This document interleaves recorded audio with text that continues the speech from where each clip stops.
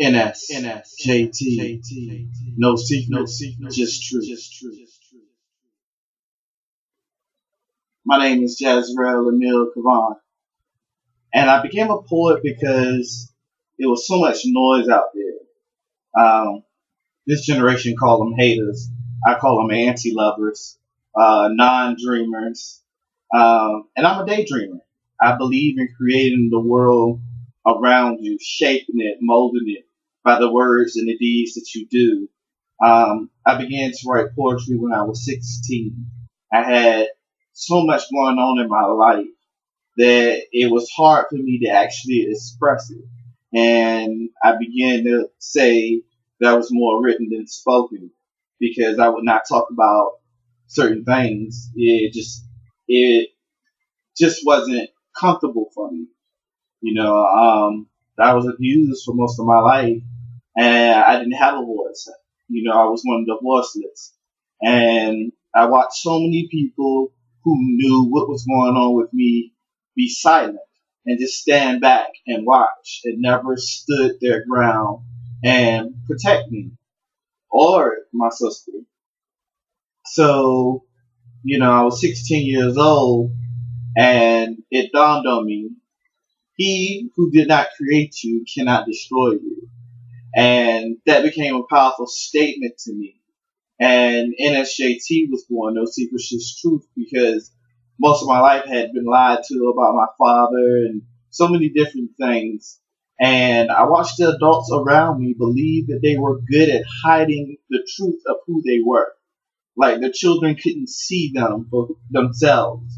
And I watched so many young girls not understand how a relationship should be, how they should be courted, how poetry was important, how flowers was important, how the first date is the most amazing thing that's supposed to happen, the first kiss.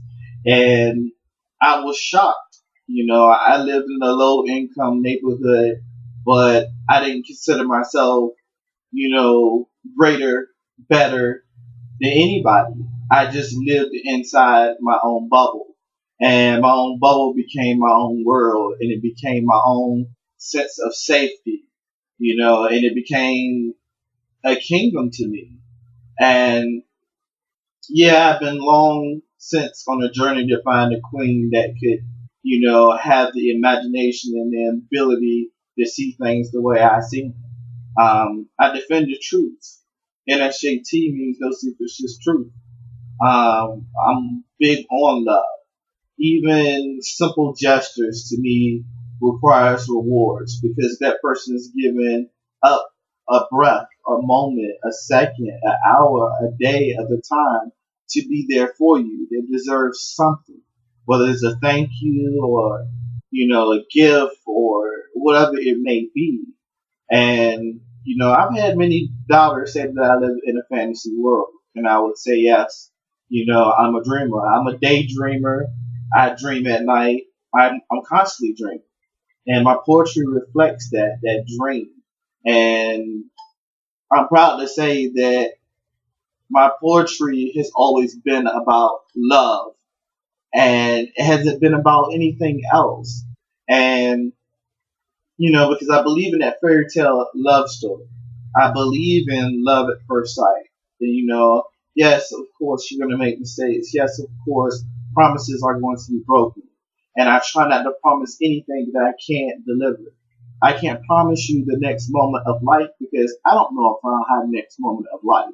So for me, I live by a standard that's completely different. When I write poetry, like I said, because of the noise that was out there and still out there, because of the anti-lovers, those who really don't believe in love and pretend that they do, and the guys who secretly out here just scheming, trying to jump in, women's pants, and it's about counting the numbers of how many people you've been with, and if you got the finest girl, and I was with her, but yet you didn't treat her like a queen or a princess, and I have two nieces, and I want them to grow up in a world where they believe in fairy tale love, where they will wait for fairy tale love to happen to them and not feel like they just have to settle.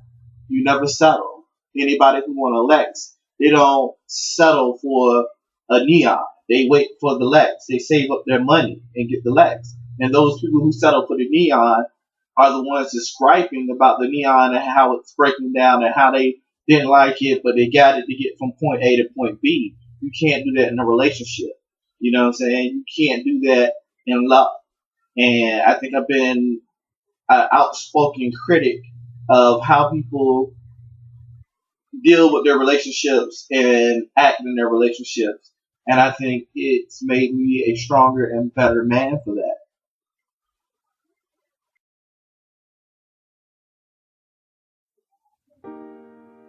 And that's JT. No secrets, just truth. This one's go out to you. It's called Wonder.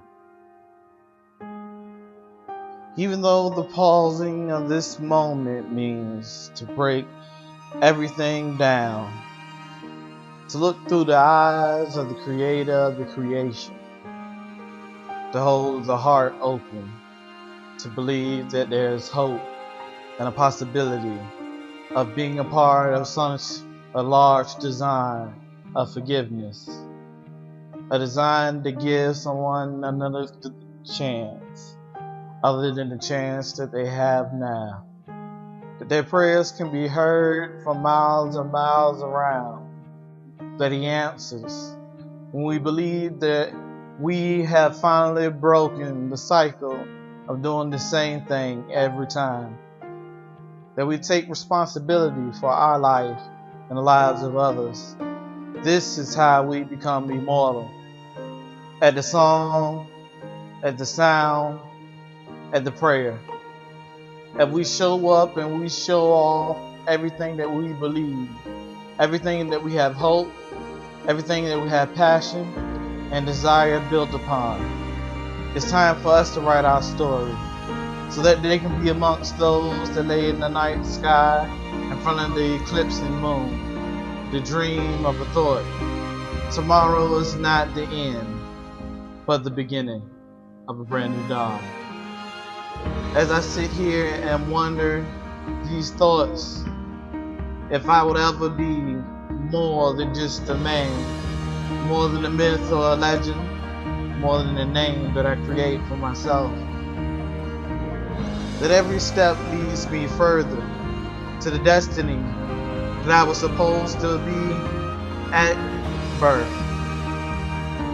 During my life, I hope I find the journey of peace and the journey of love to be one journey. I hope that upon this journey that I find the truth of the wisdom laid here before me, that I carry the breath of the ancestors, the breath of generations before me, that I am the first and the final, that I battle on behalf of more than just a second, more than just this moment, more than just this hour. I bless each and every second that you give your time, your lifespan, a chance to know mine. In seconds, in minutes, and hours can lead to anything, any temptation of life, any desire, any passion of thought. That's why I hide in a thought, in just a dream, in just the overtone of how you say, I believe in myself. I am the voice of courage that is there at a time to be brave, at a time to change who we are, at a time to change how we do the things that we do. I believe that even though we wonder if we can live up to the standards of what we're supposed to be, you put me on a pedestal, and I thank you for that. And I'm humble and do my deed to be there to comfort all those along the way that I walk. This is my path of wonderment.